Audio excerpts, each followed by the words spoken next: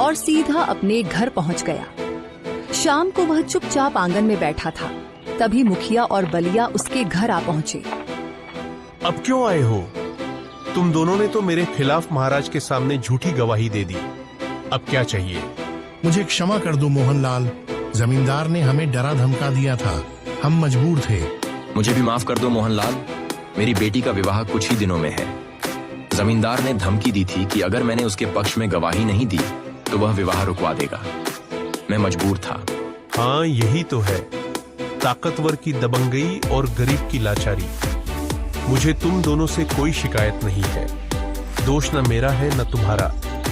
दोष तो उस समाज का है जहाँ गरीब की कोई सुनवाई ही नहीं होती। मुखिया और बलिया शर्मिंदा होकर चुपचाप वहां से चले गए।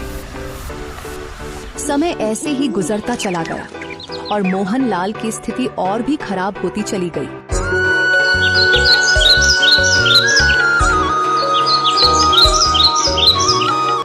कब तक घर पर बैठे रहोगे? कुछ काम क्यों नहीं करते?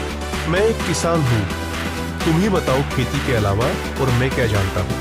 खेती की बात कर रहे हो? खेती अब बची ही कहाँ है। जाओ कोई और काम ढूंढो, वरना हमारी हालत और भी बिगड़ जाएगी। इस छोटे से गांव में मुझे कौन काम देगा राधा? क्या बात करती हो? अगर यहाँ नहीं मिलेगा तो दूसरे गांव या राज्य में जाओ, कहीं ना कहीं रोजी रोटी तो मिलेगी। मोहनलाल कुछ देर सोच में डूब गया और फिर बोला, हाँ ठीक है, मैं वजनगर राज जाऊंगा, वहाँ मजदूरी ठीक मिलती है। तुम मेरे लिए कुछ रोटियां बना दो। घर में बस थोड़ा सा ही आटा बचा है, इससे सिर्फ एक ही रोटी बन सकती है और सब्जी के नाम पर कुछ भी नहीं है। मोहनलाल बहुत उदास लहजे में बोला, अगर वो भी मैं ले जाऊंगा तो तुम क्या खाओगी? मेरी चिंता मत करो, मैं पेड़ के पत्तों से किसी तरह गुजारा कर लूंगी। राधा ने एक रोटी बनाकर मोहनलाल को दी। मोहनलाल रोटी लेकर विजयनगर की ओर पैदल चल पड़ा। रास्ता एक घने जंगल से होकर गुजरता था। कुछ देर बाद रात गहराने लगी और मोहनलाल के पेट में भूख के मारे चूहे दौड़ने लगे। उसे बहुत तेज भूख लग रही थी। तभी उसकी नजर एक तालाब पर पड़ी। चलो, तालाब तो मिल गया, अब रोटी खाकर प्यास बुझाऊंगा, कुछ तो भला होगा। वह तालाब के पास गया, रोटी निकाली और उसे देखते हुए बोला, ये तो बस एक ही है, अगर मैं खा लूंगा तो मेरी भूख फिर भी नहीं मिटेगी। तभी तालाब के पानी में हलचल होने लगी। दरअसल इस तालाब में एक राक्षस का वास था। यह कौन खतरनाक जादूगर है जो मेरे ही तालाब के पास इतनी नरमी से कह रहा है कि खाने से क्या भला होगा?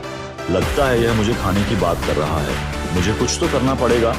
तभी राक्षस तालाब से बाहर निकल आया। मुझे मत मारो, मैं इस तालाब में अकेला रहता हूँ, मैं दूसरों को खाता हूँ, तुम मुझे मत खाना, मुझे माफ कर दो।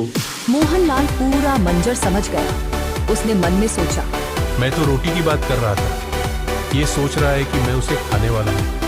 चलो, यही भ्रम काम आएगा। ठीक है, मैं तुम्हें एक ही शर्त पर नहीं खाऊंगा, अगर तुम मुझे कोई ऐसी वस्तु दो जिससे मैं धनवान हो जाऊं, समझे?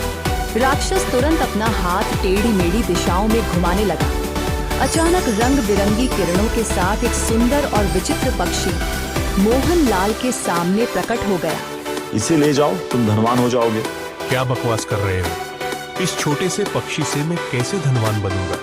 यह कोई साधारण पक्षी नहीं है, यह बोलने वाला पक्षी है। यह भविष्य की बातें भी बताता है और जब तुम इससे धन की इच्छा व्यक्त करोगे तो इसकी आंखों से किरणें निकलेंगी और सोने चांदी के खजाने प्रकट होंगे, समझे?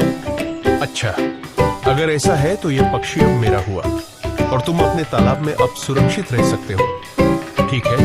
मोहनलाल खुशी खुशी वहाँ से अपने गांव की ओर चल पड़ा। वह रास्ते भर मन ही मन सोचता रहा। राधा जब इस पक्षी के बारे में सुनेगी तो बहुत खुश हो जाएगी और जब मैं धनवान हो जाऊंगा तो किसी गरीब पर आंच नहीं आने दूंगा।